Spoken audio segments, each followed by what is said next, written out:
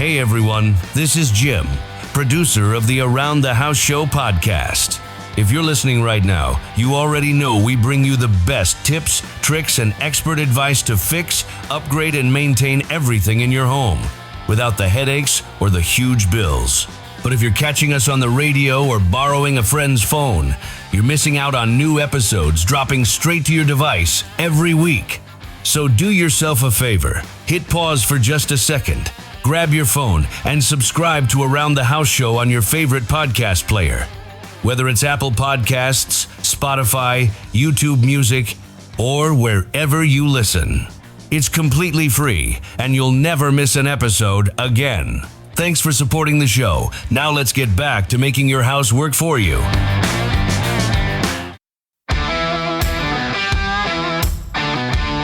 From coast to coast, it's the nation's #1 home improvement radio show and podcast with certified kitchen designer Eric G. and co-host John Dudley, a former contractor and online technology expert, delivering real fixes, smart tech, and trusted advice. Remodels, repairs, energy savings, smart homes, DIY. We've got your answers. It's Around the House. Dive in and get inspired.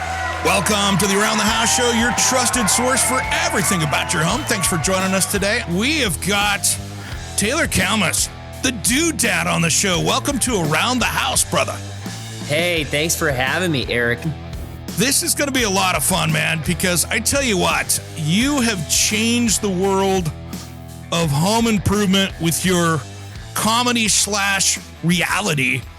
And man, you're doing a public service and making people laugh, which I think is awesome. I appreciate that. I wasn't trying to change the world. I was just trying to change a couple of light bulbs, but I guess you do it wrong long enough and people start to relate.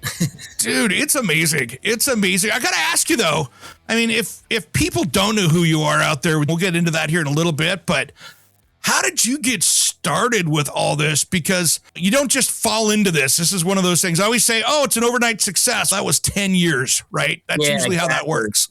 Yeah, no, there's no overnight success. I gave like a TED talk one time about my success. And there was all these points where it's like, was this when I made it? Was this when was the corner turned? And there was so many moments that were the culmination of it building into something that you can't define one moment. There's some people that have that, like, I posted my first video and it went viral and then I just became huge.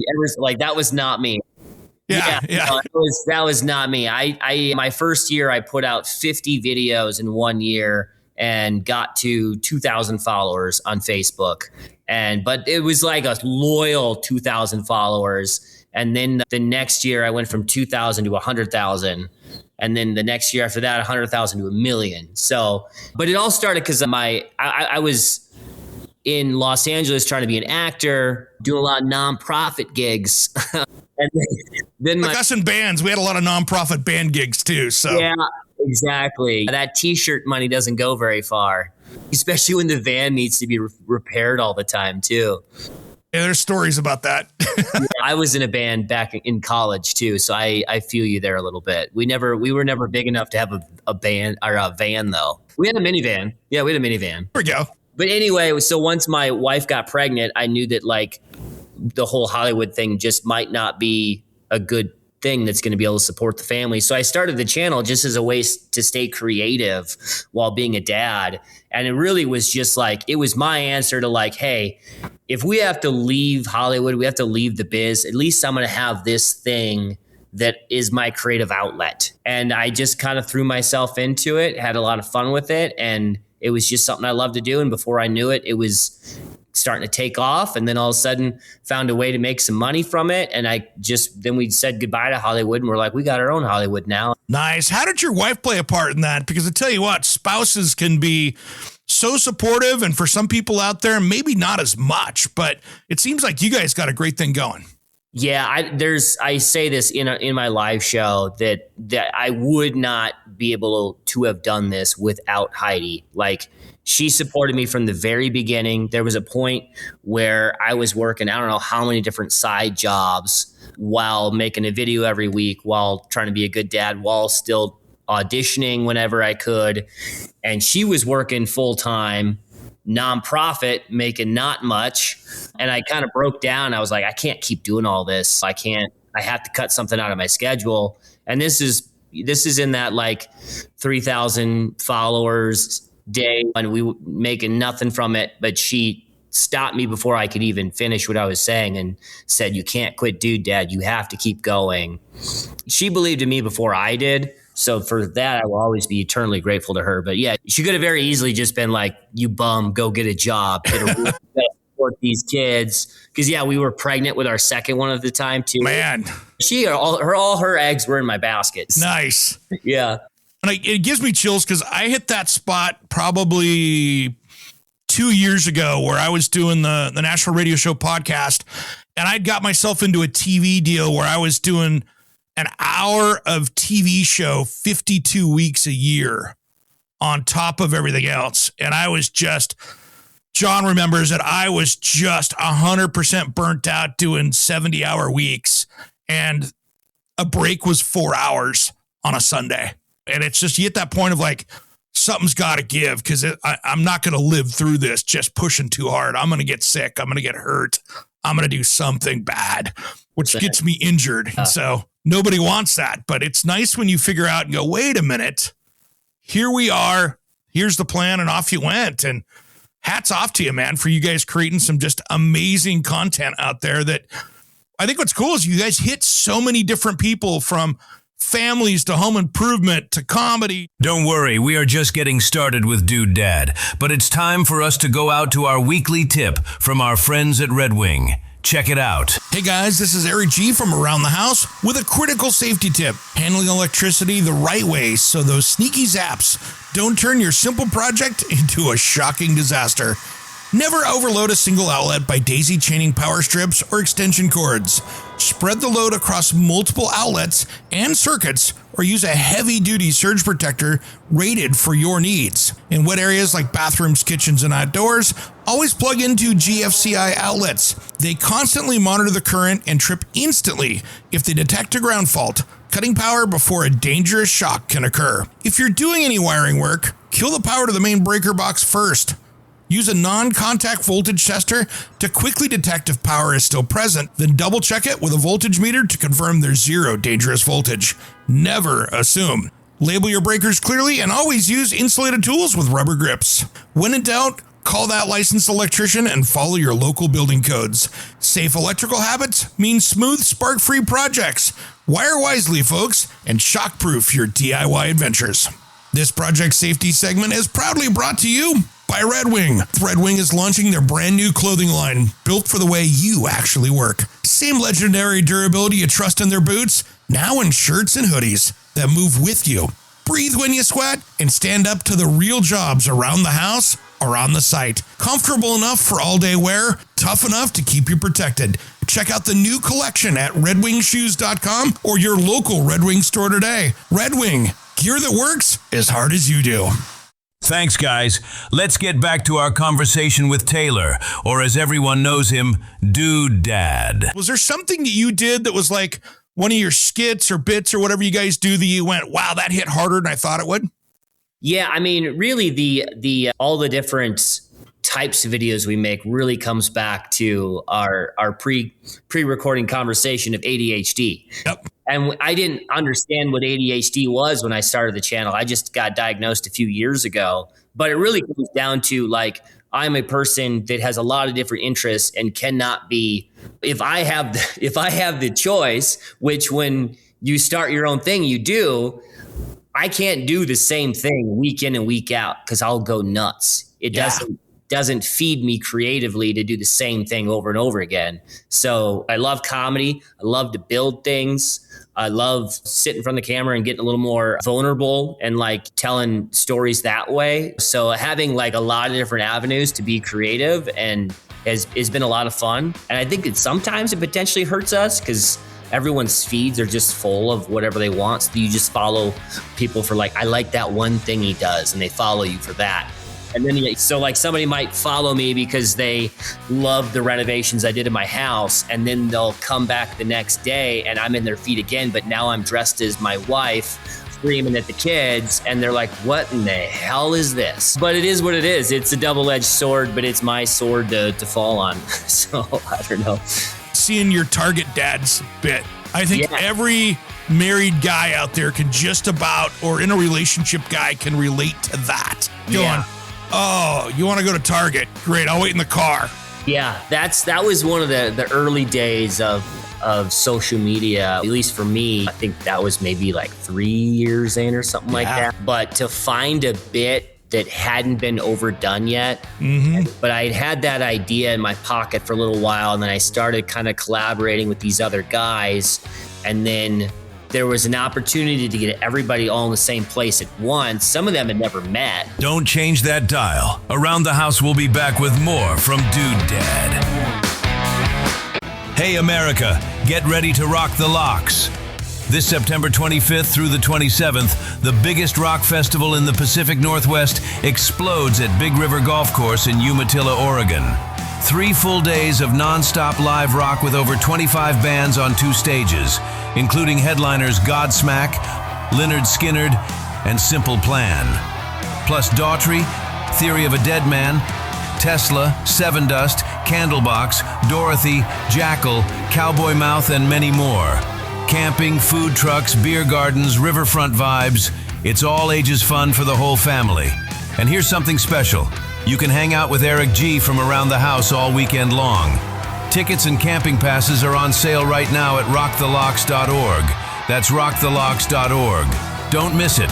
Pack your bags, grab your friends, and come from anywhere across the country to rock the locks. Tickets are selling fast. Eric G will see you there. Quick question. How long does it take you to put together a contractor estimate? If it's more than 5 minutes, you're probably losing jobs to whoever gets there first.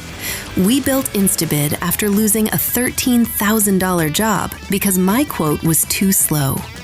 Now I generate a professional PDF estimate, real Home Depot pricing, real labor costs for your zip code in under 5 minutes. Painters, roofers, all the trades. Try it free at instabid.pro. Use code ATH50 for 50% off your first month. That's instabid.pro, code ATH50.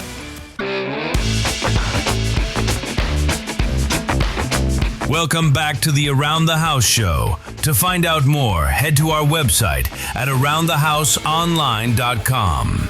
Now, let's head back into the conversation with Dude Dad. But to find a bit that hadn't been overdone yet, but I had that idea in my pocket for a little while, and then I started kind of collaborating with these other guys, and then there was an opportunity to get everybody all in the same place at once. Some of them had never met. And I was like, I got this idea. And they're all like, yeah, it could work. But they all are so great in their own ways. And to put it all together and then have it be relatable, not just to the dads that wait in the car, but also to the wives. It just hit so many demographics. It got like 80 million views on Facebook. But it wasn't with Target. Target had no idea. Had no idea you're in the parking lot filming. Yeah. And then 4 years later, it took 4 years, but all of a sudden, now at this point, we all have agents. And so 4 years later, our agents all get a call from Target saying, hey, we want to bring back the Husbands of Target and do another video. And so we end up shooting this thing around the Super Bowl with Matt Stafford. Nice. We did it. I think we've done like 4 of them now. That is awesome. It just is such a awesome, I don't know, full circle moment for all of us. No kidding. In that parking lot. But now it's not just us trying to hide that we're shooting something. Now there's a crew of 40 people trying to help us make our dumb skit. And we're all like, hey guys, we could just do that. Okay. All right, whatever. That's fine. Yeah. Hold the traffic, bring in the extras. Okay. So weird. Yeah. It is so different when you go from shooting your own content to having all the crew there and all the different monitors and craft services and everything else. And it gets pretty wild when you see that happening. Yeah, it's a different beast too. And I'd done stuff like that before back in my early days, but it's definitely a different experience when you go from it just being you and your buddies. Yeah. horsing around to now like there's a whole crew of people watching you and the cameras are way bigger and there's a director and all of the things. For me, it's hard to shut up. I'm like, oh, what if it's not your space? Totally. Yeah. And it's got to be interesting for you too, is to go in and when you're doing that, to all of a sudden, I mean, you've got these crews and it's like you're back into Hollywood again, right? When you were doing stuff with that. So Taylor, it's got to be interesting. It's almost like a full circle thing of coming back to wow, now I'm back in Hollywood again, back to the full production stuff. 100%. Like that flight, because I took that flight back to Los Angeles so many times because I'm originally from South Dakota. And I always remember like flying in and seeing the city below you and just immediately getting anxious because the grind is just so intense. And like you have to have a certain level of stupidity to you to chase that dream that you're just like, no, I'm the one of the 0.0001% that's going to make it. So just that intense anxiety I felt every time I flew back in. But then this was like the first time ever flying back in that I did not feel that. I was just like, yeah, I'm supposed to be here. I'm going to do something. It was just a very surreal moment for sure. That's cool. And so really all of a sudden you were if I remember, weren't you with the Holderness on that one too? Were you working with them? Yep. Yeah, they're in that. Yeah. Our Penn is anyway. Yeah. Funny story with Penn. I went back and watched an HD TV video that I was in this episode. And I was trying to get back then Johnny in this, but he was like, nope, not doing it. And he sent his guy to it. But I went back to watch it because I haven't watched it in 20 years. Went back to watch it. It was so horrible to watch. And Penn was the host.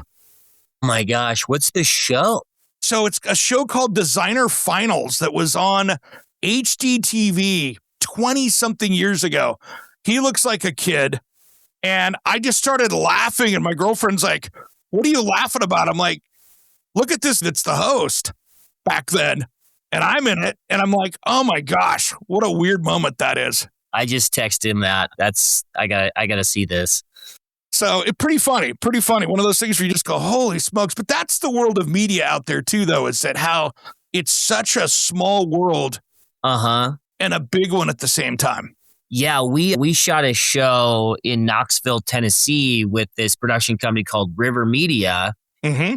Turns out they had shot a show with Charlie as the host like years before that. Wow. Yeah. So, and he hated it and didn't want anyone to see it. It was this weird drama thing, but it didn't fit his personality at all. Yeah, I was the design expert, and they were grabbing design students out of the Rocky Mountain in Denver, the Colorado School of Design there. I think it was Rocky Mountain School of Design, and they were putting them in the first real world thing. And I was actually the design expert on the show because it was a friend of mine that I'd worked with.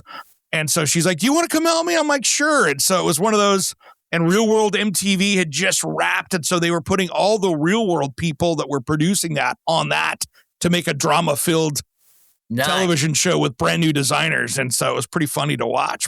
And so you've gone from South Dakota to Hollywood basically, and then back out to Colorado. Yeah, we had some friends in Colorado, and it just seemed like a good place to land. We like the outdoor recreation, and it's been awesome. We bought a house sight unseen and spent basically 5 years redoing the entire thing and then adding on to it. It's been a journey, man. When we added on, because when we bought it, we were like, man, this place is a mansion because it was like 2,300 square foot, and we're coming from like a 900 square foot bungalow in Van Nuys. So we're like, this is huge. And then we just kept making babies and needed more space for all of them. But at that point, like, we loved our neighborhood. We loved our neighbors, tons of kids. So we're like, it's going to be way cheaper if we just add on. And then it'll just take a couple more days. All in all, it took 5 months from beginning to end. And I generaled the project. I did the framing and the siding and a bunch of random stuff, but we lived in it the entire time. Been there, done that. My kids weren't in it. I think a total of 3 weeks. They were gone out of the 5 months. My kids and my wife were gone about 3 weeks, and I was gone for about 10 days through that whole 5 months.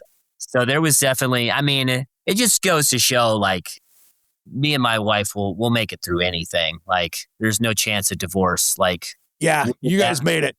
Yeah, we dealt with the sheetrock dust, all of the things. I think that's what ran my ex-wife off, was the sheetrock dust. You want to know, listeners, if you really got something, fill your house full of sheetrock dust and see how she responds. If she can handle that, it's real life. It's gold. Yeah, it's gold. Now my girlfriend, she can go out and run the lathe, so I'm okay with it. She understands what things are. That's its own mess. Absolutely, but it is its own mess. And I do like watching YouTube videos where things in the lathe go sideways, especially when they're big metal objects. That gets kind of wild. Dude, yeah, those things can be pretty scary. Exactly. You don't know what you're doing. So I got to ask you, what projects don't you have done around the house that are on your top 5 list right now that you got to get knocked out? Currently, I'm redoing our mailbox because we got a DM from one of our temporary mailmen. He's like fills in once in a while, and he goes, "Hey, I love what you did with the house. The house is beautiful, but your mailbox is so rickety and boring. You're just roasting my mailbox." Don't change that dial. Around the House will be back with more from Dude Dad. Let's sound that fan that keeps us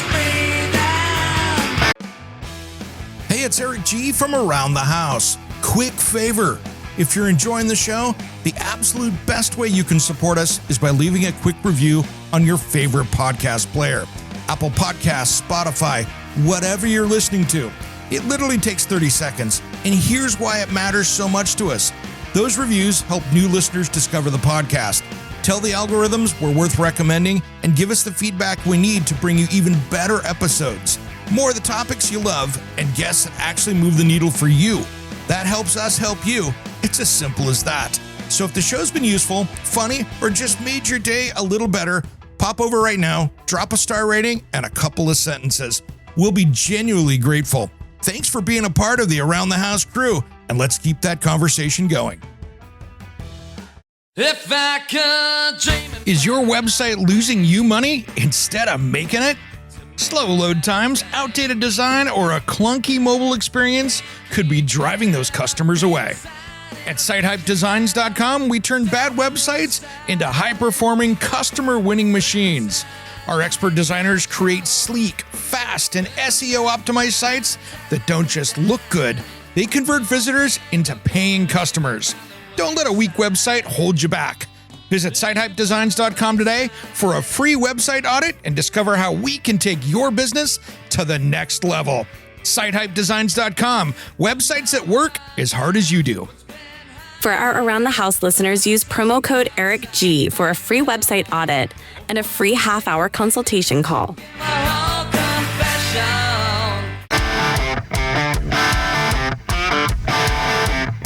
Welcome back to the Around the House show. To find out more, head to our website at aroundthehouseonline.com. Now, let's head back into the conversation with Dude Dad.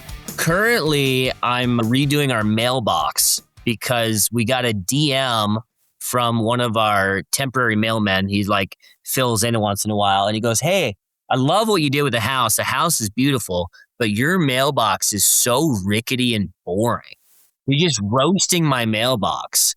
So I don't know. You got to keep them happy because there is a thing called going postal. So you kind of got to keep those guys in check. Trying to make sure it doesn't go postal. So what we did, I designed a new mailbox that's not only beautiful, not only has little lights above the house numbers, but when you open it, it sings the mailman song from Blue's Clues.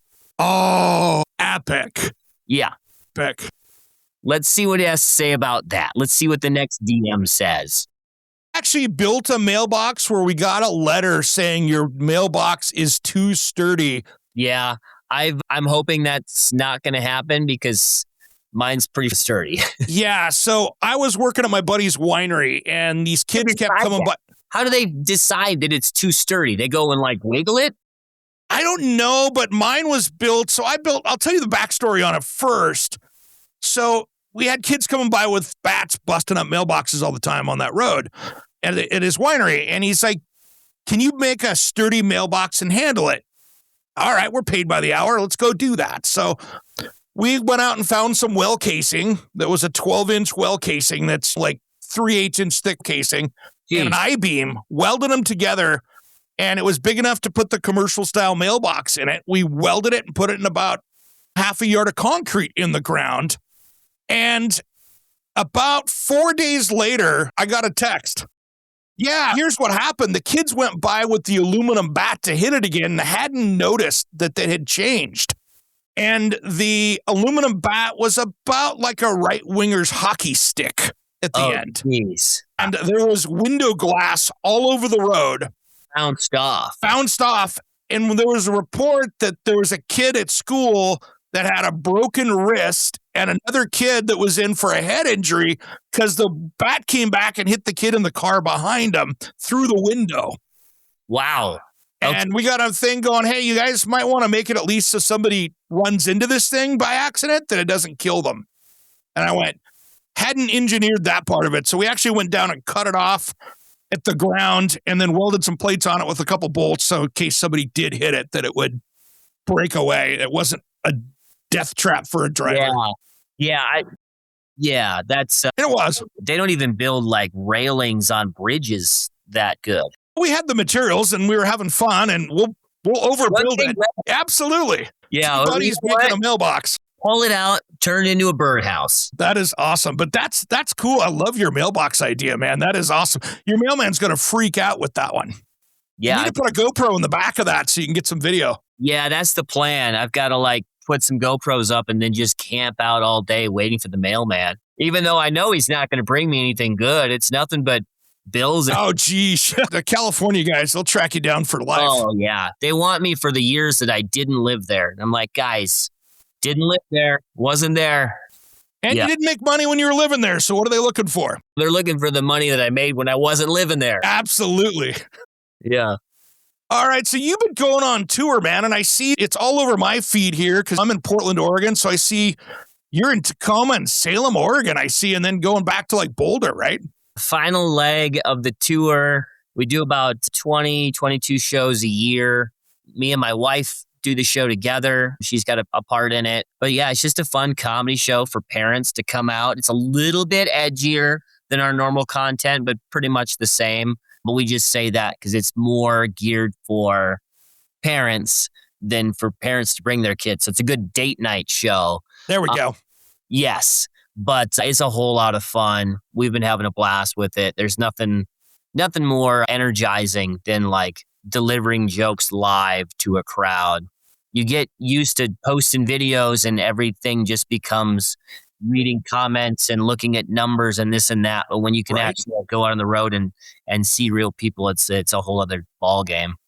Man, it's got to be great on the energy side because I'm so used to doing it in front of a camera, right? And like we're doing here with the radio, there's no audience that's sitting here right here. So you don't get that feedback. But now you get to go out there and do kind of the comedian dream and fill up a theater with people and have a good time and see what hits and what doesn't. Yeah, exactly. The stuff that hits is way more fun than the stuff that doesn't hit. But if you're from Oregon or Washington, I'll let you know that we've weeded out all the stuff that doesn't hit by now. So there you go. Perfect. You're only the good stuff. Best of, yes. So yeah, no, it's a whole lot of fun, and it is interesting, like how like the live audience changes, everything. Like when we go back to Boulder, we're shooting the special. We're going to be taping it. And I'm going through like with the producer who's in charge of the taping. And he's like, at the end of the show, we'll probably have you go back and do some of the same jokes again if we didn't get it quite right or whatever. I'm like, can we just do that like after everyone leaves or something? He's like, no, you have to do it with the audience again because your delivery will be completely different if no one's there. And I'm like, I don't know. He's like, no, you have to have the crowd. I'm like, all right, okay. So it goes to show you just how important that live audience is. Yeah, it is. One of the secrets I've seen people do is they'll go up and they'll do 2 or 3 shows, wear the same shirt, and then just grab the best of those 3 sets. And like I saw Janet Jackson do a video that way when I was in Tacoma. And she did her Black Cat video, and they just did the song 3 times live and went, good enough, let's go. Yeah. And they made that work. Yeah, So, we'll be doing 2 in one night, which is a whole other deal to do 2 shows in one night. exhausting. Oh, yeah, because you leave it all out there, and then you get backstage, you go, oh, we got another show in like 40 minutes. You just got to start back up again. So do you notice that some jokes hit differently in certain areas than parts of the country? Then is there a regional thing going on? 100%. And you never really know what the thing will be at each place. But I have my certain bits that are always bangers, right? And then some towns, it's like, oh, that one wasn't the banger here. Like they always still do good. Some of them, you get those pops where you have to like wait and hold for the audience to settle down. And then other cities, it's not there. You're like, yeah, okay. Oh. Yeah. And then it'll be something else. When you do it enough, you start to hear the differences. And like the worst is when you come off of a really good city and then you go to like a good city because the second show is a great show, but you just came off of like Just the best audience ever. So now you're like, wait, what's wrong with you guys? Yeah. I probably just got too high expectations off of last night. Yeah. The good news is you got comedy is big in the Pacific Northwest when you come up here. So that's good. There's a lot of good stuff that happens up here. And 2, you can always make fun of homeless in 10 cities up here. And it's always a banger. So Yeah. Actually, I literally saw a bit on that this morning. Somebody Nice. making fun of Portland. Yeah. it's easy to do. That's low hanging fruit here. We all know it. We're all used to it. So it's and 95% of it is true. So that's even the worst part of it is it's like, you're not wrong. Let's laugh about it. So At least you guys can laugh at yourselves. oh yeah, otherwise we'd be crying. So that's just kind of what we have to do to Now, survive. You guys can, but can everybody in Portland laugh at themselves? There, Yeah, that's what I there's thought. always that group, right? There's the Karen character out there that's the one that always is that's way too uptight that can't laugh at anything. So They probably shouldn't be at the comedy show to begin with. So what other projects do you got coming on around the house? I mean, you've got those to finish, but you got any other additions or you doing a garage addition so you have a place to put that pink wrapped Chevy truck of yours? No, the pink wrap's probably coming off before too long. It started to peel off with the pressure washer the other day. Shucks darn. I've got a couple of projects coming up this summer. The Red Bull soapbox race is coming to Denver. So we entered that. So hopefully going to be building a car for that. And then I also I couldn't decide what I wanted to do for the Red Bull soapbox race. And one of my ideas was to take an old jet ski and put wheels on it and then wrap it like a Baywatch jet ski. But then I was worried about weight and stuff because the jet ski hull already is really heavy. And I also wanted to put a motor in it afterwards. I'm like, then I'm going to have to build it twice. So then I just decided after I'd already got a jet ski off a dude for $200, I'm like, but you know what? That'll just be another. Yeah. So now I have like a go-kart, really old, crappy jet ski just hanging out in the office, waiting for me to do something with them. So I'm going to turn a jet ski into a go-kart this summer, as well as build a car for the soapbox race. So how do you manage all those day 2 projects, as I call them, the jet ski body and that kind of stuff that comes in? Because as somebody with ADHD, I have a plan for that. It's not today. How do you manage that yourself? I'm looking for tips. I don't know. You put it where you can't. You put it where you have to step over it. Then you either got to get it done or you got to get rid of it. If you tuck it away, it's going to stay there for a long time. No, avoid getting the second storage unit. That's the main thing. Cleaning out my second storage unit now because I sold my house. Do it. You should cut down to one storage unit. Yeah, we had a lot of fun building our golf cart into things last year. It was a pirate ship for Halloween, and then it was a Santa sleigh for Christmas. And it's still Santa sleigh right now because we don't know what the next thing is for it. Nice. Yeah. I loved your Stranger Things Halloween thing that you did a year or 2 back. Yeah, we had a lot of fun with that. The Mind Flayer Frayer. It's been long enough that now I've forgotten. I think it's Flair, but yeah. It's the opposite of whatever I said in the video because I got roasted. That was my favorite because it was just this huge thing in our front yard and it was so ominous. And it only took a day to build, which, man, wow. I know. It's for me, that's a a huge win because I normally get myself sucked into things that take 2 weeks. Man, that show hit home with me because my dad worked for the Department of Energy and was doing CIA stuff. Okay. As a kid growing up next to the Hanford Nuclear Reservation where they had all those secret places. Yeah. I remember after my dad retired, he was always going like, hey, we always like hid things in malls. We never hid things. And so my brother and I were watching Stranger Things and we'd be texting each other going, Dad talked about this. And so there was a really weird realism to that in some weird ways and being a child of the 80s, it kind of, there's a lot of things that hit home. I mean, any show that's staged in the 80s or 90s, I feel like are so nostalgic for people our age. But me and my wife were talking about it. Like, it really was the best time to be a kid because it's when technology got good enough that it was adding to our lives in a positive way. But it wasn't good enough yet that it was hurting our lives in a negative way. Amen. Right? Like, we started getting cell phones that you maybe worked in the car or you could maybe get a hold of people easier, right? So it made things more convenient, but we weren't tied to them and now obligated to be connected with everyone like we are now, where now you just can't, there's no getting away. You're just obligated to do so many more things and life has to move so much faster now. Amen. And I'm alive because of it, because there were so many stupid things I did as a kid, jumping bikes or jumping off cliffs. If we'd have said, hey, let's get take 2, we probably would have died. Yeah. That would have been the thing. Hey, let's do that again and see if we can get a better shot. And bad things would have happened. That's crazy. The dumb things that we did that we didn't even get footage of. We were just doing it for the high of the moment. I mean, in high school, we had these sandstone cliffs we would jump off in the dark into the Snake River. So people would drive up there with their cars and trucks. We'd have their trucks with the lights on.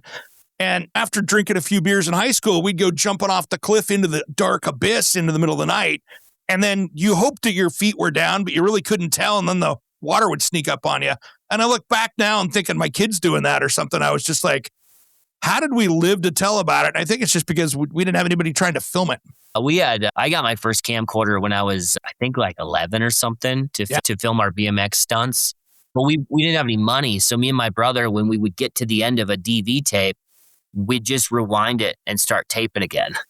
So like, we don't have any of the early footage. I like told my mom this and she obviously feels bad. She's like, I could have bought you a few tapes. I know, I wish, but like you had that back then. You just went with whatever you had. Oh, yeah, that would have been a good 12-year-old highlight reel. God, I mean, it's mostly us crashing, but still would have been delightful. So what's next for you, brother? You guys have been doing just everything. You and your wife and you got the kids growing up, which I think as the kids grow up is going to give you additional content as the kids get older, right? Yeah, the content changes every day. We're trying to get through this special filming. Got these last couple shows on the road this weekend, get through the special filming, and then bam, we are into summer mode. Gonna try to slow down a little bit. We got a few events. We got the Red Bull Soapbox Race. We got the Potter Car Bowl, where we do like a Power Wheels race with kids in June. Then we'll have our mini golf open here in Fort Collins in September, which is an event that we've been throwing for the last 3 years.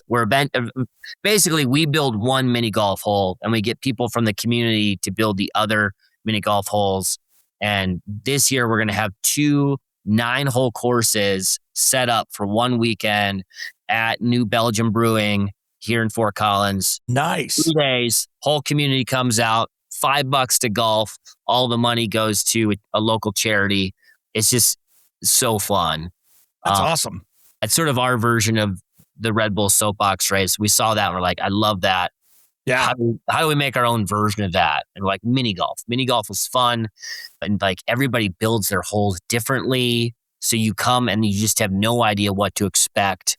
But it's a blast.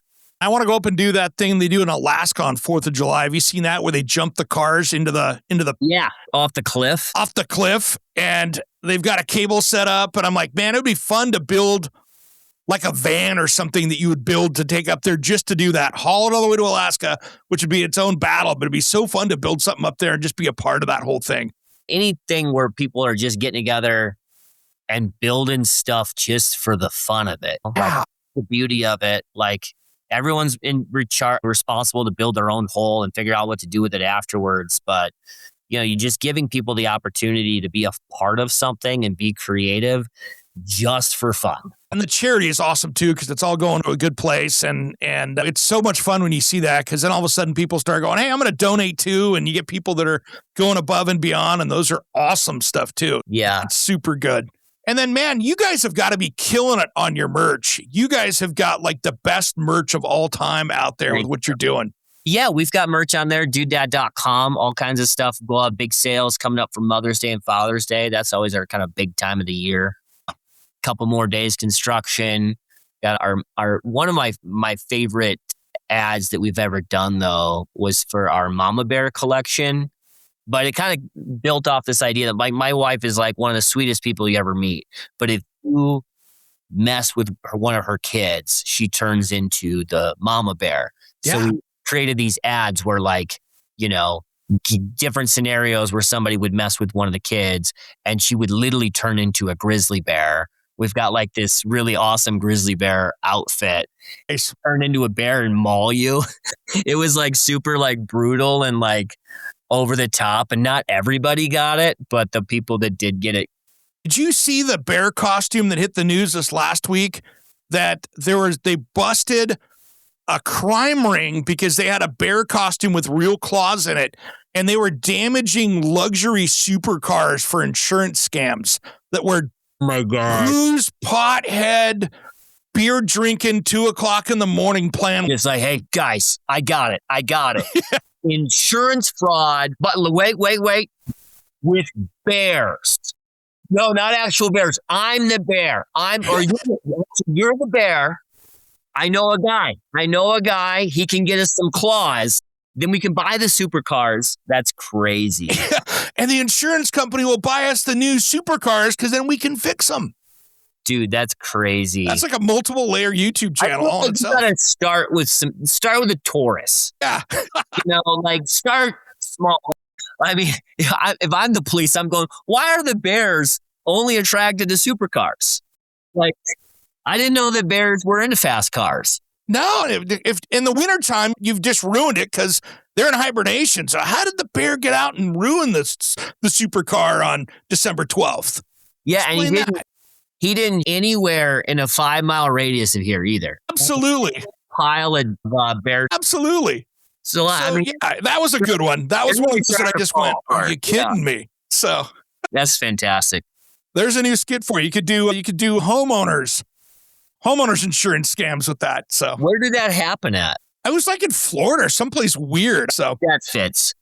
Do they even have bears in Florida? that's my next question. So, Yeah. That dude. I think they missed a few things that got them busted on that one. Yeah, you do that up in like Montana. Maybe that plays better. Speaking of that, how much hate do you get when you do home improvement projects? That's always a battle out there. Yeah, the trolls. Oh my gosh. We call them couch contractors because they're the guys that they are waiting and just watching for you to make a mistake or do something wrong. So it used to really get under my skin, even more than like somebody saying I'm not funny. Like that's whatever. Like whatever. Like I'm not your taste of vanilla. I got it. But when someone like tells me I did something wrong, that's where I would get way more like in my head. Because I want to be good at it. I want to do things right. I have a background to a certain extent. I grew up all through high school and college framing houses. So I've been around it a lot, but I haven't done everything and I make mistakes just like anybody. Once I kind of like realize that I don't have to be an expert. I can be a DIY guy. It's almost better when you own your mistakes and say, I did that wrong, so we're pulling it apart today and doing it again. Because that's way more relatable. Absolutely. Being the guy that knows exactly how to do it. At the end of the day, my favorite was, some dude, clearly not a longtime follower, was like, he's got people off camera doing all that. Look at his hands. He hasn't built any of this.